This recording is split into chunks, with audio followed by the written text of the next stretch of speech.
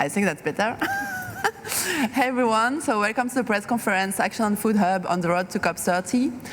I'm Juliette Tronchon, head of UN Affairs at ProVeg International, but I'm also the lead of the policy zone of the Action on Food Hub, where we've been having wonderful events throughout the week one, and we're just starting week 2.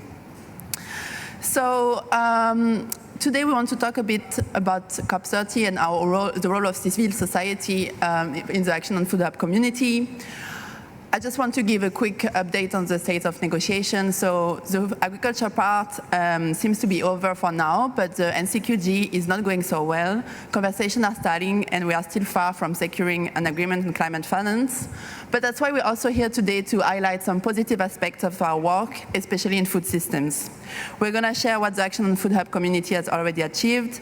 We're going to highlight the importance of multi-stakeholder partnerships to accelerate the implementation of solutions. And we're also going to call for increased climate finance via negotiation, but also out of the negotiation. So for this, I have wonderful panelists joining me today to showcase the momentum coming from the collaboration across our Action on Food Hub community. And I want to start with Lucy Wallace, Director of Global Relationships at EIT Food, to tell us a bit more about the Action on Food Hub and what we achieved this week. Thank you, Juliette. So I just want to explain a little bit about what the Action on Food Hub is. And this is really the evolution of how the food community shows up at the COP. It's an amalgamation of 3 different pavilions: the Food Systems Pavilion, the Food for Climate Pavilion, and the Future Economy Forum. And our aim is really to unite food systems and the climate community, focusing on actions, strategies, and solutions across the entire food value system. We've got over 20 organisations that are involved this year directly in the supporting the Action on Food Hub across 3 different zones. And those different zones are a policy zone, a plenary zone, and a roundtable zone. And our main goal is to get governments, farmers, youth, and food systems actors from the global north and south in discussions in our rooms and in dialogues. And this has led to one-to-one discussions with different ministries from different nation states in different countries, and also has led to us connecting our policy asks and evidence to decision makers and straight into the negotiations as well. We'll hear a little bit more some concrete outcomes of that in the discussions from one of my colleagues in a moment, Jen. So week 1 has really been, we've had a lot of roundtable discussions and policy discussions in the zones, conversations around finance, particularly for negotiated outcomes. And also getting a real big benefit for us has been able to get governments and non-state actors in the room together. And we feel this is a really important part of what we can add into the COP process. Going into week 2, I'd like to highlight that it's Food and Agriculture Day tomorrow on the 19th, and we're going to continue to support the community and facilitate the negotiations throughout this. At the Action on Food Hub, our agenda is built from the community, from the bottom up, which is really, really important for us. And we want to come to COP29 and beyond with one voice. So we're coming together as a community, bringing our expertise to the international climate negotiations. And we want to see how we can move this forward, not only in this COP, but also with the other Rio conventions this year. Thank you. Thank you, Lucy. And now I would like to welcome Gonzalo Munoz, co-founder of Ambition Loop and UN Climate Champion High-Level for COP25, to talk a bit more about the collaboration between the high-level champions and the Action on Food Hub. Thank you. Thanks so much. Yeah, I think that the collaboration at this point that is extremely important is around all of the partners developing a common messaging, right? So I do value a lot what Lucy just mentioned in terms of aligning the message so we can stop the confusion that sometimes we see about different initiatives kind of dispersing the message. This is a moment of unity, this is a moment of collaboration, and we extremely value that capacity being expressed so coordinated, because we all know that last year COP28 was a landmark for food and agriculture. We launched the COP28 UAE Declaration of Sustainable Agriculture, Resilient Food System and Climate Action as a huge milestone with now having the declaration being endorsed by 160 heads of states and government. And then at the side, or complementing to that, under the leadership of Her Excellency Razan Al Mubarak, the high-level champion for COP28, we launched the non-state actor food systems call to action. It's a shared vision that was developed with so many organizations around the world collaborating to set, to define a common vision and a set of priority actions across production, consumption, protecting and restoring nature, and food loss and waste, calling for all non-state actors to take urgent action immediately to transform our food system to deliver much better outcomes for people, nature, and climate. We know that at this point, food and agriculture is being perceived as a threat for the environment, and it's not fulfilling the needs of a growing population, and we know that it can move to be one of the most important tools to restore nature and solve the climate crisis. We called for all non-state actors, whether it's farmers, businesses, civil society, consumer organizations, philanthropies, and of course many others, to endorse the call to action. At this point, we have over 300 endorsers, with more endorsing every day, and this group of endorsers represent 1.2 billion farmers from all around the world, and I have to say very much represented in the Global South. When it comes to the subnational governments, it represents 2.2 billion residents, and when it comes to businesses along the whole agri-food value chain, it represents around $1 trillion in revenue. These are 150 civil society and philanthropic organizations, where 1/3 of them are headquartered in emerging and developing countries, operating in all regions of the world. So as we move through the 3 Rio Conventions, hundreds of food systems across actors are coming together with this powerful, united message to accelerate action and achieve resilient, equitable, and sustainable food systems. We now need to scale finance. We know that.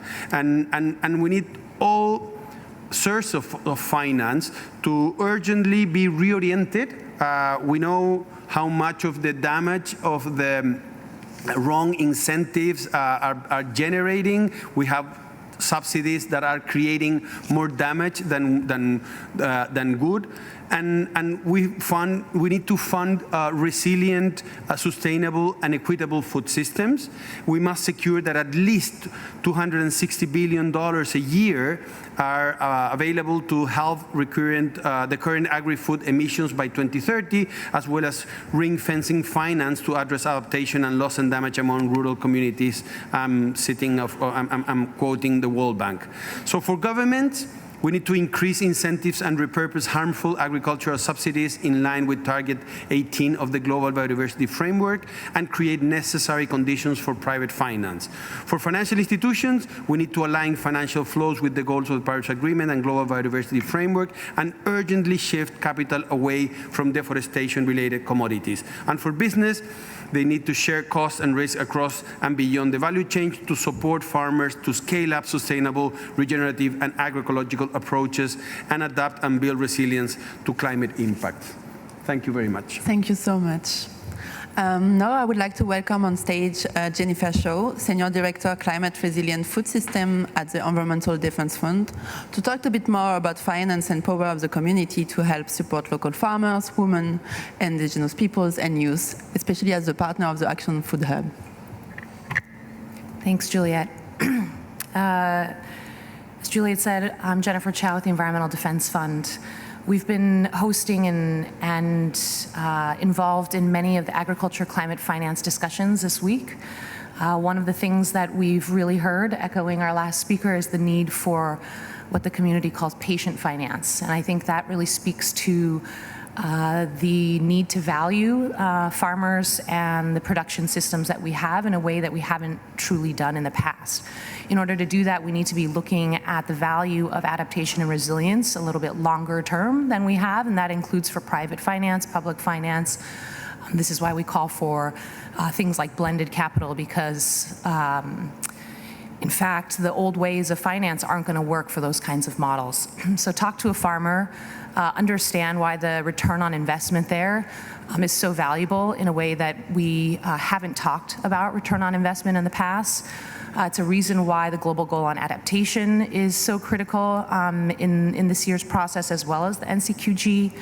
EDF came out with a report just prior to this on quality matters, unpacking what we mean by high quality finance, including ag finance, in order to get us to what we now increasingly know are two sides of the same coin, adaptation and mitigation.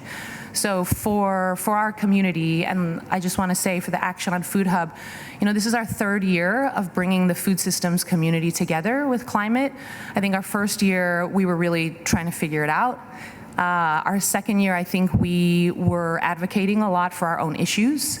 And I think this year it's been really exciting to see us really come together and realize, what we often say, that we need all solutions, but I think we're really starting to develop a way of working that will have a greater impact in this area. And the last thing I want to say is, this year we haven't really had formal negotiations as such in the food systems area, and so we've also been able to bring in negotiators in a more valuable way into our space. And I really credit EIT Food and the Action on Food Hub for really bringing that forward for the whole community. Thanks. Thank you, Jen. Now I would like to welcome Mariana Bernal, who is Multilateral Engagement Officer at the Good Food Institute Brazil, to talk about the engagement of the civil society on the ground looking towards COP30. Hello, thank you, Juliet. Hello, everyone. So, as Juliet said, I'm here at COP representing the Good Food Institute on an effort to translate the growing awareness on the need to transform our food systems into actionable policy and local transformative action, especially when it comes to funding for scalable solutions and inclusive solutions. So when Juliet first invited me to speak on the role of civil society on the ground at COP30, I first asked myself if we don't all know what the role of civil society is as we're standing here at COP29. But I immediately remember also that last week, I got a video on WhatsApp from showing a Brazilian congressman, representative of the Pará state, which is where we're having COP30 next year. And in the video, more specifically, he said Brazil should follow conservative countries on their relationship to nonprofits, restricting their access to foreign funding and even their operations in Brazil. And he says that, in his view, the work of nonprofits is a barrier to development because of their work on preventing stakeholders to act against environmental regulations that are currently more severe in Brazil. So as much as it can appear obvious to the most of us that are here now, and as much as this statement actually is a compliment to nonprofits who manage to get in the way of environmental law violation, even among policy makers, we still need to state some obvious statements. So civil society plays a critical role in bridging the gap between global funding sources and local on-the-ground action, especially non-governmental organizations, community groups, grassroots movements, and social enterprises, who are often the first responder when climate events occur. And we've been seeing this a lot in Brazil. It's unprecedented. And whether it's through immediate relief efforts and through long-term sustainable development projects, as the ones we are having in place at GFI in Brazil. So on a day-to-day basis, these organizations can bring together local knowledge, our networks, and trust within communities, which are key to ensuring that funding is not only available, but also effectively used. But one of the key challenges in securing climate funding is usually ensuring that it reaches the right communities and it's actually effective. So we also serve as these intermediaries, helping mobilize resources, connecting with international donors, and ensuring that the projects funded are well aligned with local priorities. So, for example, when it comes to climate adaptation, civil society groups can help design and implement solutions that are both ecologically sustainable but also culturally appropriate.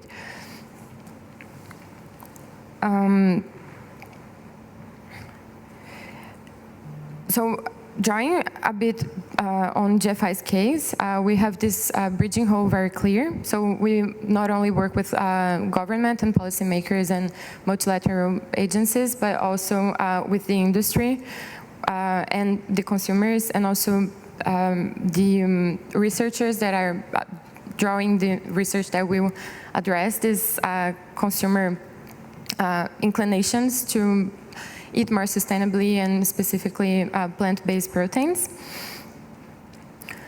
So it's not enough to know that animal industrial farming is unsustainable in the aim to feed people. We also need to connect the best science available with the interest of these consumers and also with the food industry who will develop these products, and with the government to ensure a fair playing field for products in the market through regulation as well as funding for more research to improve the taste, nutritional quality, and accessibility of this project. So we not only amplify the voices of regional realities, ensuring that they are recognized, but we also make sure that their issues are addressed and their interests are being considered. So this advocacy can influence policy in the national and international levels, creating a conducive environment for sustained funding and support. At the same time, civil society organizations are often in the forefront of demonstrating the success of small-scale innovative projects that can be scaled up with proper funding. So these organizations can provide tangible examples of how funding can make a real difference in building climate resilience. And just to conclude, if we're to make meaningful progress in addressing climate change, we need to ensure that funding reaches those who are already working on the ground, those who understand the local context and are committed to sustainable solutions. And civil society is not only a conduit for funding, it is a vital partner in designing, implementing, and scaling solutions in the climate crisis, especially in the food system space, which is so dominated by big money players. Thank you. Thanks, Mariana. So I would like to thank our panelists to talk about the importance of alignment, unity, collaboration among all food system stakeholders. The Action on Food Hub is not only a pavilion, it's really the outcome of a strong collaboration spirit within the food system community. Jennifer talked about how the space evolved in the last 3 years. I was also at COP27 involved with the Food Climate Pavilion, so not the Food Systems Pavilion, and I'm delighted now that we are part of the same community and working together instead of in silos. So we're really hoping to develop these multi-stakeholder partnerships for COP30 even more. So come talk to us, be involved, engage with your community, your governments, your civil society. We'll have a roundtable on Wednesday at the Action Food Hub from 5 p.m. to 6:30 to talk about how we want to design the space next year. So you should be there, and we will be delighted to welcome you. But now also, if you have any questions for our panelists, we have a bit of time. So feel free to raise your hand or stay silent forever.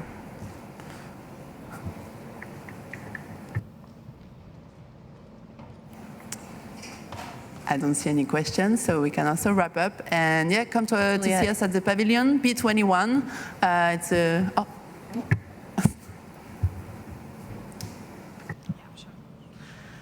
Thank you so much. How do you see food systems and agriculture going through the 3 Rio Convention? So we obviously had CBD in Cali, we're now in Baku, and we've got Riyadh at CCD. Maybe to Gonzalo. Yeah, thank you so much. I think that we're, as I said, very proud of what we have achieved in this convention due to the results of Dubai last year. And we're seeing an increased momentum when it comes to the CBD as well, and the connection between climate and nature. I have to say that in 2 weeks, I think we will have one of the most important moments for food and agriculture in Riyadh. The Desertification COP, probably the less known of the 3 Rio Convention, is about degraded land, water scarcity, lack of food production. So what we're trying to solve is the opposite, right? We need to recover land. We need to increase water and drought resilience, and then, of course, increase our capacity of producing food. That will be absolutely in the center of the convention. So it's not going to be like what has happened in this one that took a long time to integrate food and agriculture into the center of the discussion and the action agenda. In the other case, it's quite the opposite. The Desertification Convention is among the three, is the one that is embracing and celebrating the capacity of agriculture to regenerate degraded lands. And definitely, of course, that is a convention that was, let's say, born due to the need of African countries, and it's absolutely connected to the African context, but then it's very much aligned with the needs of COP30 in Brazil, where we know that there are so many degraded lands and degraded pastures, and we see the intention and the capacity from the agri-sector to provide solutions that will restore that land, while at the same time, as we say, restoring not only biodiversity and hydrological circles, restoring, of course, the capacity of those lands to sequester soil, but then immediately become a client solution that will, I would say, not only should, but will be totally well perceived by the UNFCCC system and the climate agenda. So I can see that then coming to be very prominent into COP30 in Belém next year, also helping to strengthen the synergies among those other two Rio conventions. So as we already now have a common pledge for climate and nature, food will probably be one of the elements that will help develop the synergies between desertification and climate as well. I'll jump in. You know, what makes food and agriculture so compelling and so difficult to work on is it really does appear in all of these processes. So at the UNFCCC, you know, what's measured is food production, right? Which makes it really difficult sometimes to talk about it in a food systems way. I think the Cornivia and Sharm el-Sheikh processes have helped us to better understand how the two go together. But I think we need to recognize that all of these other processes, whether we're talking about desertification or nature or national level climate policies, those are equally important for us to get to the shared objectives that we have. And I think this morning we're emphasizing, we're here as it's being called the finance COP, we're emphasizing a bit more on the finance side. But I think understanding, you know, the ecosystem of what a food system looks like helps us understand why the financing component in the ag and food sector is so uniquely important. And when we say sort of jargony things like you know, high quality finance being accessible and concessional and having impact. I mean, what we mean is the things that we've been talking about, right? That farmers don't have such a hard time applying for finance. That concessional finance, I was talking about farmer return on investment and what we value, how we value resilience, and recognizing the need to have, you know, this public capital perhaps supporting private capital. And then impact, same thing. So how are we measuring impact? So when we talk about farmer impact on the desertification situation, on nature, those are areas that we need to be tying together repeatedly. Thank you. Can I just add something into that as well? And I think Jen has really sort of emphasized the farmer element of this, what happens directly on the land. But when we're talking about food systems are incredibly complicated. And it's not just farmers working in isolation.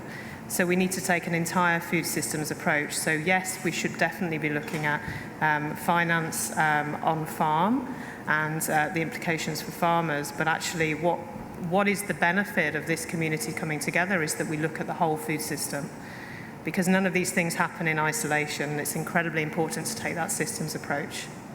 Thank you. Thanks a lot. We have 4 minutes, so I'm not sure if it's enough time for a question, but maybe one last one.